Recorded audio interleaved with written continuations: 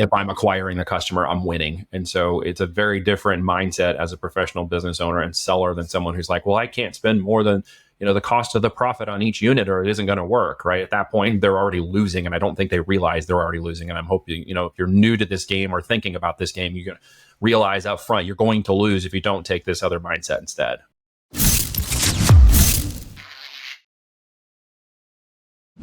All right, folks, welcome back again to the High Voltage Business Builders Podcast. Another episode here, another guest sponsored by Voltage to go in and talk about building your first million or your next million in business, e-commerce, real estate, or otherwise. Today, we're actually going to be focused on e-commerce, which is always my favorite topic, as some of you know. We're going to go into the world of Amazon, another favorite topic of mine. But we're going to talk specifically because of time and attention to the marketplace right now. We're going to talk about ads and fourth quarter because I've got somebody here today who knows a lot about that. It has got a big history building businesses in the Amazon space, in the e-com world, and as well as around the ads side, which is always extremely important in this world when it comes to acquiring customers. Today, as you guys know, we've talked about this a lot on the podcast: rising costs, customer acquisition funnels, your AOV, anything that you can tie backwards to Amazon from any other mechanism you're going to deploy, including on Amazon marketing. These are going to be topics I'm sure we'll cover today. What do you think about that? Awesome. Sounds great. Yeah, that was your cue. Welcome to the call. It's good to have you here. Where are you diving in from today, brother? I'm in Scottsdale, Arizona. Scottsdale, Arizona. I got a gentleman I met from Scottsdale the other day. He actually moved from California. Did you move from California too? We did. We actually lived in San Diego, moved to Austin, Texas for about a year and a half, and then came here. In the world of Amazon, what's your hook? What's your download? What's your 2 cents about right now in PPC and marketing and fourth quarter and all that good stuff?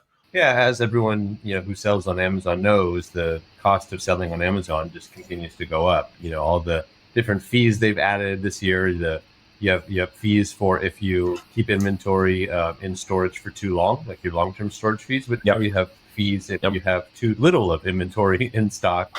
They start charging you fees. They have inbound placement fees. So when you're trying to send inventory into FBA, they'll try to charge you fees to send it into minimal locations and that sort of thing. And then PPC costs every year just tend to go up just from Amazon raising their prices, as well as just the increase of Chinese competition and just sellers in general flooding the platform. So, one of the things that, I've found is really important over time is to really look at your rankings and adjust your campaigns based on your ASIN's ranking position on page. So if you're already ranking, let's say, top of the page for a certain keyword, maybe it doesn't make sense to continue to spend at the same level or the same bid for that same keyword. In some cases, of course, it might make sense if you want the increased exposure and you want to show up in multiple placements on the page or in other placements on Amazon for that same keyword. That might be fine. But in many cases, I find that if you want to increase your profitability, especially if you eventually want to sell your business and you really have to pay attention to the profitability, then you may want to reduce costs where you can. And an easy place to reduce the costs is by looking at those keywords that you're already getting traffic for, and most likely reducing that bid and removing that placement on search results for that PPC, sponsored product campaign, for that keyword will save you a lot of money. So between sponsored ads, sponsored brands, which one is kind of your favorite? Which one do you see performing the best right now for you and your clients? I would say in terms of which one's most profitable would be sponsored products for sure. Especially if you're, using bid multipliers for top of search. But there's also other types of campaigns that are working well, like sponsored brand video is working pretty well. Sponsored display, not as much. But they all have their place. As you scale, I think there becomes a necessity to be kind of running all of those types of campaigns.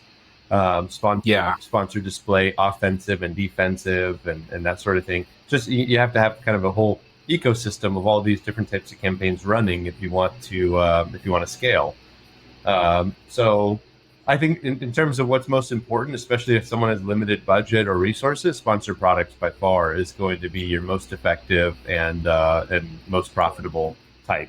Yeah, I definitely think a holistic approach to it is a very smart way of doing this. The fee structure is changing on Amazon and the need to really develop this. We know it's a professional seller platform. We've been mentioning that for the better part of 8 years now. If you're going to be a seller on Amazon, you need to treat it like you need to be a professional seller. And I think what's happened is a lot of people have kind of gotten away with the amateur side hustle hobby business idea mindset model. And what they're finding right now is Amazon's pushing back on that and saying, hey, if you don't know your numbers, if you don't understand your inventory intake and inventory movement, if you don't understand your logistics and supply chain, sorry, that's not our fault. We've taken that on for a while. It's your problem to fix now. Yep, exactly. Yeah. So it pushes it back on it. Where in the ads world do you see that also happening, where Amazon's kind of pushing it back on the seller and being like, hey, this is your gig. Like, we helped you out for a while, and now you got to figure it out.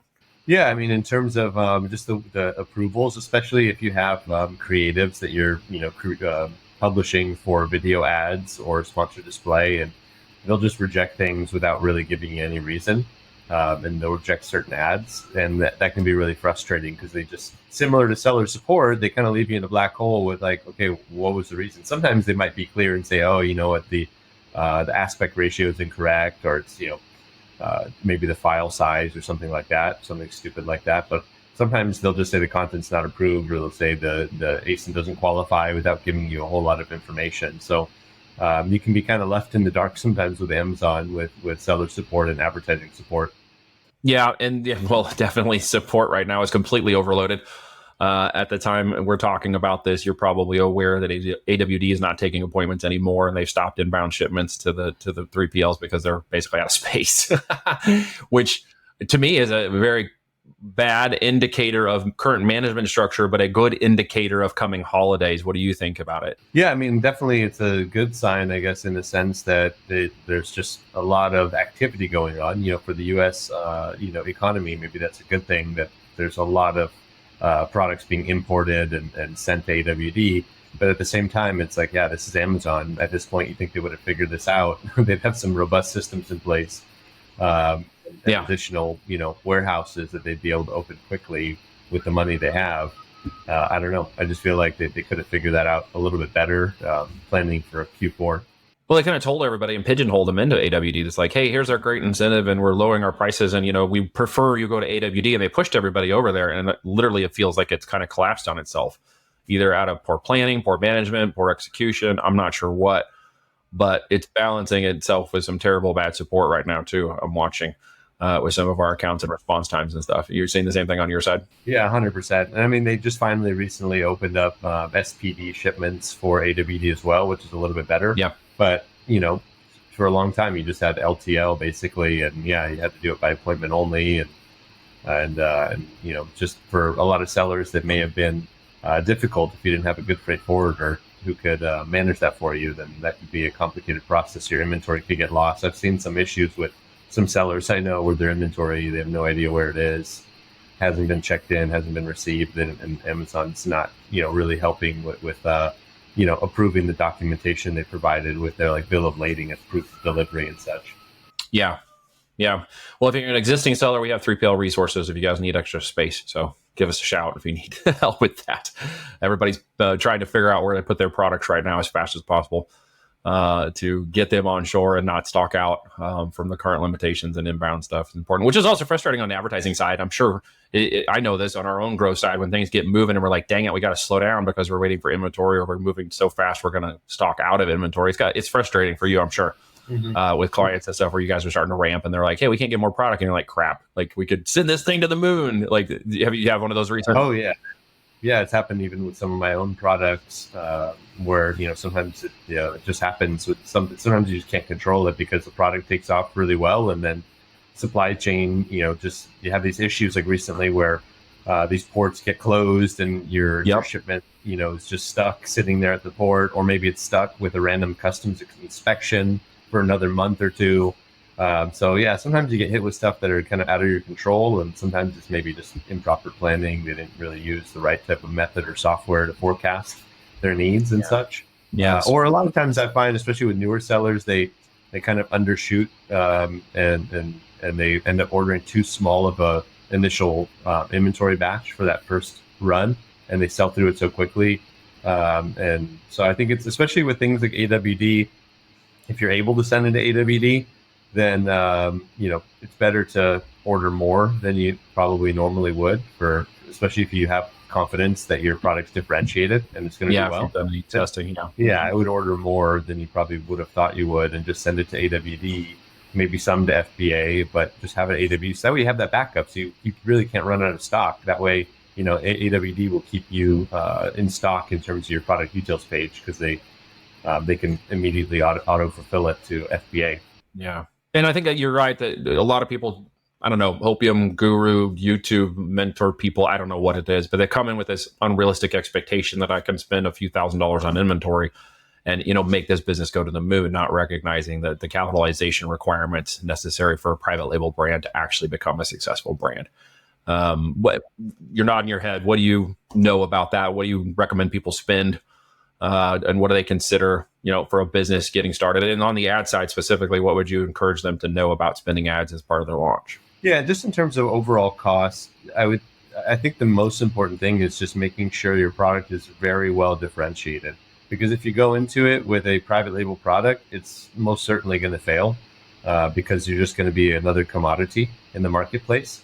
And it's very hard to compete, especially when you have like other sellers, especially these Chinese sellers that are coming into the marketplace playing by a different set of rules. They're gaming the system. They're merging unrelated products to game reviews and gaming the BSR and all that stuff.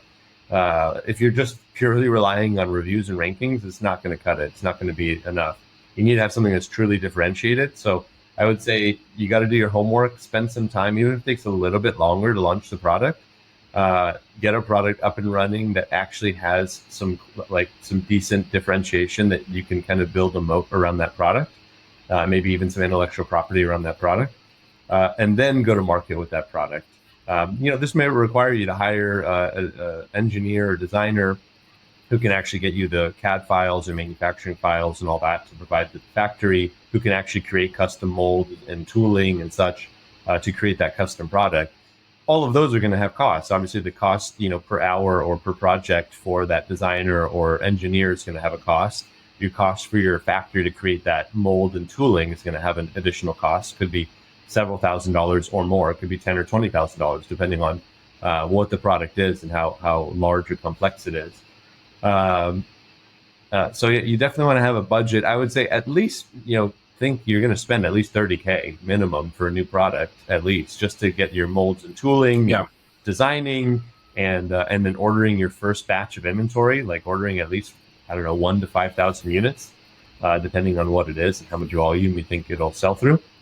And when I say 5,000 units, I'm saying that, you want to have enough inventory basically that to cover you for like at least 90 days, assuming, because, it might take you, if you want to reorder some quickly, if you see, hey, this thing's taking off fast, I'm selling a lot more than I thought, I'm selling 100 units a day already, then you may want to reorder, but it may take you 30 days just for that production order to go through, plus another 30 days by ocean, plus another 30 days for mistakes and delays. So definitely, I would say at least 90 days or so of inventory. You don't want to send that all to FBA. I think it's better to send it either to a 3PL or AWD if you can.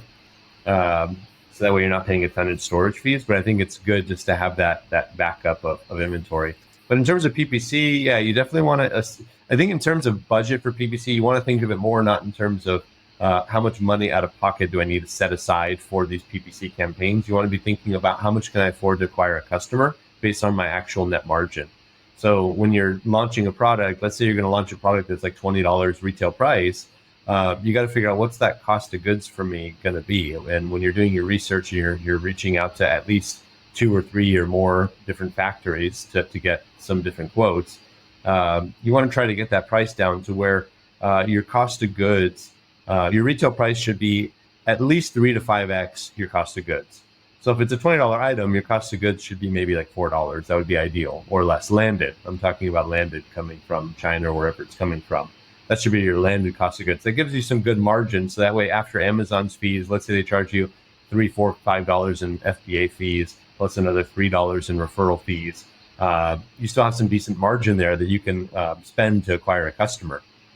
You're talking about after COGS and everything, you still probably have like 50% gross margin that you can spend, 50% ACoS basically to spend to break even to acquire a customer. If your product, another thing to think about too, if your product is something that people may repurchase, even if it's, let's say, subscribe and save, or not even on subscribe and save, let's say it's just something they might buy again and again, then you may look and say, I'm willing to go 110% ACoS. I'm willing to lose a little bit of money on the front end or maybe even not even 100%, maybe at least 80%, 70%. So that way, after FBA fees and Amazon referral fees, you're still technically at a small loss or break even after your COGS. Then you can really scale that business up because you're doing what your competitors won't, which is losing money on the front end. I think that's the key of this game with Amazon moving forward, with how competitive it's become. It's not just, like I mentioned, differentiation for sure, but also really knowing your numbers now. Like in the past, you could really kind of get by with just not really knowing your numbers too well, your margins, and just getting it out there and focusing on rankings and that sort of thing. And now it's like, no, you really got to know your numbers. Which, traditional e-commerce, internet marketers were already doing that. That's something that if you were successful with your own Shopify store, D2C, you had to do that. You couldn't scale. You have to do that. Yeah, that's right. Yeah, with Amazon, you didn't really have to, but now people are kind of like going through the growing pains of Amazon now, realizing, you know what, now I have to do the same thing that these guys were already doing with Shopify. Yeah. We've balanced out the 100% organic to 70% now, maybe 60% in some areas. In some areas, it's 50%, organic and PPC due to competition. In other areas, it's not. But yeah, you're very astute. The end result is you got to buy more clients than the other bear is willing to just not get in there with. We've got to get in there and sometimes brute force our way into those locations by buying up that market share and then watching our TA costs come in, even if our A cost is 100, 200%. If I'm acquiring the customer, I'm winning. And so it's a very different mindset as a professional business owner and seller than someone who's like, well, I can't spend more than, the cost of the profit on each unit or it isn't going to work, right? At that point, they're already losing. And I don't think they realize they're already losing. And I'm hoping, if you're new to this game or thinking about this game, you're going to realize up front, you're going to lose if you don't take this other mindset instead. If you don't do what's been told here today, you're going to lose. You're going to lose because the other sellers like us and the ads buyers like you are going to go in there and take that market share. And they're not going to be able to compete at this mall, and they're going to fail. And I don't want anybody failing out of this. I want you to learn what the real costs and opportunity costs are, right? Yeah, exactly. I mean, obviously, you don't want to become insolvent, so you don't want to go if you're not well capitalized and you don't have enough funding behind you to weather the storm. Like a lot of internet, D2C e-commerce entrepreneurs, they generally will be very well capitalized to where they can lose money for a year. And they'll be okay. They're not going to go insolvent. They know they got to acquire the customers because they don't have the organic traffic. And I think a lot of people lean so much on the idea that I'm going to get all organic traffic and I don't need PPC. And it's actually the inverse of that. You need to be able to spend money to make money on private label in the first year. Maybe even at a loss, hopefully not, preferably at a little break even, if not profit. So you can see where you're going. But years 2 in growth and year 3 maybe in scale is what your opportunity cost is by doing that the right way in the first year, right? Yeah, and the other thing I would mention on that too is that even if a large part of your, let's say 70% is coming from organic, we know the name of the game with Amazon's algorithm is all about semantic SEO now. It's all about semantic SEO. Yeah, with all the Cosmo and Rufus and these AI tools, Amazon is really focusing on what's the buyer's true intent and which product's going to be most relevant.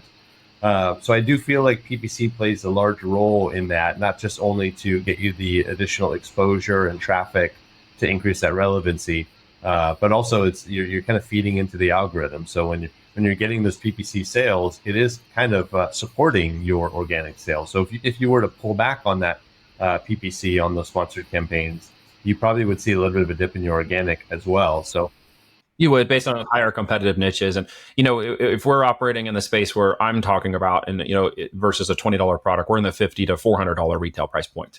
So at that point, we're down to what's the net profit per unit going to be on every product we buy so that we've built in 15 to 30% or more ad spend per cost per unit. So we can literally go in and say, okay, if it's 135% A cost, we're still going to keep buying those customers because we know that during that build phase in year 1, we're going to get the growth in scale in years 2 and 3. And by 3 and 4, you're into scaling, depending upon multiple products you're going to put in there. And then you get yourself up for a 5-year exit.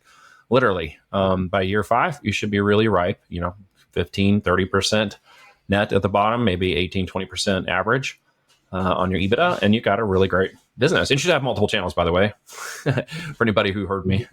You would say the same thing? I think it's good to diversify, looking at obviously Meta, direct response with maybe Meta, TikTok shops, those types of things. I think it's good to diversify over time. But if someone's a brand new seller or they're more of a novice, I think Yeah. it's fine to start on Amazon. It's a great place to kind of get proof of concept. It's much easier to get traffic and customers with obviously a lot more moving parts with your own D2C site. So yeah, and you have that organic built in, right? Which you don't have to necessarily. It has an SEO component to it, like Shopify or a website. However, the SEO component seems to come a lot faster than waiting for a third-party engine like Google or Bing or Yahoo to try to bring that traffic into Shopify. It's built into the Amazon system for that organic traffic, meaning you can get it a lot faster. That's one of the things I like about starting there sooner. SEO doesn't take a year to develop inside of Amazon. It takes about 90 days when done correctly and competition-wise. Yeah. Moving into the fourth quarter, what do you have for anybody who's buying or spending as we're going in or around fourth quarter by the time this goes live? What should they be focused on? What metrics this year make most sense? Yeah, I think really looking at your net margins and looking at, okay, where can I really reallocate some of my capital? Like if you have any kind of wasted capital on things, softwares and other, maybe even employees that aren't really, sometimes you may have over the year accrued some added fat with expenses. Now's the time before you go into 2025 to determine, where do I want to be allocating that capital most effectively? And especially with Chinese New Year coming up, if you're sourcing from China, definitely getting ahead of that. We've already seen such a slowdown in the all the delays we had recently with just the ports and AWD and FBA and everything else. I would try to get way ahead of that. So that way, when your competitors are all struggling to order and get in stock, you're way ahead of the game. And I think just having more stock too, I think Amazon definitely favors your listing when you have ample inventory that's distributed across the fulfillment centers across the country, because they can deliver it faster to that target customer. Yeah. Be smarter, capitalize greater. Don't just use the holidays as your growth. Use it as a slingshot for 2025. If I heard you correctly, it's a great way to bolster those sales into the coming year, right? And it's a great time to exit. I don't know if 2025 is really the best time to exit yet, but if somebody's already seen a good run so far in the last 12 or 18 months, you want to sell on an uptick. So if you've seen a huge uptick after Q4, then maybe it's time to go out there and start prospecting for buyers for your company in Q1. Good stuff, man. So you're a seller, if I'm not mistaken, in your own brands? Yeah, exactly. Awesome. Tell me about that journey. Yeah, I've been selling for over a decade now. Started, really part-time. I was managing gyms at the time. I was a personal trainer and health club manager, and, came up with a concept for a type of a resistance band that we kind of invented and filed a lot of intellectual property for. And in the beginning, we started with FBA because back in the day, 10 plus years ago, Shopify was not really as big as it is now. So it's a little bit more complicated to launch your own store. We didn't know anything about D2C. And so FBA just kind of made sense. It was a lot simpler. They took all the heavy lifting out for you, took all the guesswork out, did a lot of the heavy lifting for you. And so we started there, and it was, initially a few extra $1,000 a month, which was really cool. And then over time that ended up turning into a, multiple 7-figure, then 8-figure business. And then, we ended up spinning off some different brands separate from that. So we sold that brand. We sold one brand in 2019. We sold another one in 2020, and then we sold another seller account of ours with some other brands that we created in 2021. So excellent. We got very fortunate that we, were able to exit when we did, because now obviously it's a lot harder to exit with the interest rates and the aggregators who kind of went belly up. Aggregators are belly up, yeah. Yeah, they're selling off, and one of my friends just bought one. He just bought one. He just bought one of the other aggregators for their assets, and to tear out the good stuff and dump the bad stuff, because there is assets in there that they mismanaged. Yep. Actually, I spoke with a previous buyer of a couple of our brands, and we were potentially going to buy back some of those brands, but it just didn't really make sense when we looked at the numbers. But it's like I see a lot of that happening right now. I know of a lot of others, friends of mine. We're bullish. We're bullish on what we believe will be a great opportunity in 2025. So we're out looking for some great brands, omni-channel brands right now, to acquire, because it's a buyer's market as far as we're concerned. And, in any of those opportunities, I believe there is churn coming, always is, up and downs. 2025 hopefully will be a churn. So that's what we believe anyways. We're going to see. We'll find out. Maybe talk to me this time next year. We'll see where we I think Amazon's very recession resistant. I mean, I guess if you're on the higher end in price point, maybe might take a little. Well, it's the second oldest profession in the world, bro. I mean, bartering and selling products. it's a whole profession. Growing and growing. Even considering the economy where it is now, I'm seeing e-commerce is still growing. Sales are still growing.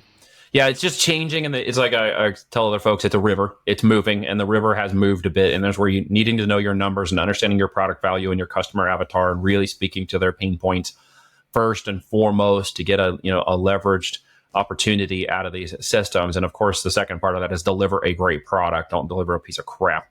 But definitely, as you said, know the numbers. We call it going by your numbers. Very, very important to know those numbers out of the gate. Know your cost, expense, your 90 days. What's my year to date? Is this going to run me? And what every 90 days am I going to need capital wise to inventory?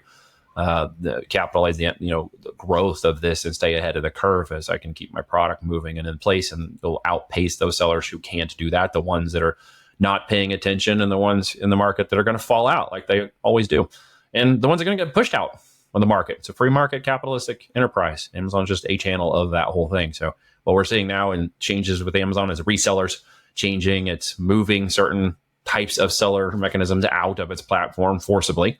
And as we see that, I always see opportunity, right? When that change occurs, it's just the movement of the money is changing. It's going a slightly different direction. And it is shifting across markets and into opportunities in different ways, and business building and is always going to be one of those. Physical products, in my mind, will always be involved in some capacity, especially with the electronic side. And of course, the business buying and exiting will always be there in different stages of opportunities, as you've astutely said and found out yourself. Yeah, I think just getting into the having good masterminds and networks that you're part of. I recently joined the Titan network. I don't know if you heard of that one. That one's a good one. Really liking it. Really good group of people. Really, really good content. Very tactical. Very scalable. Insights and tools and courses and things in there.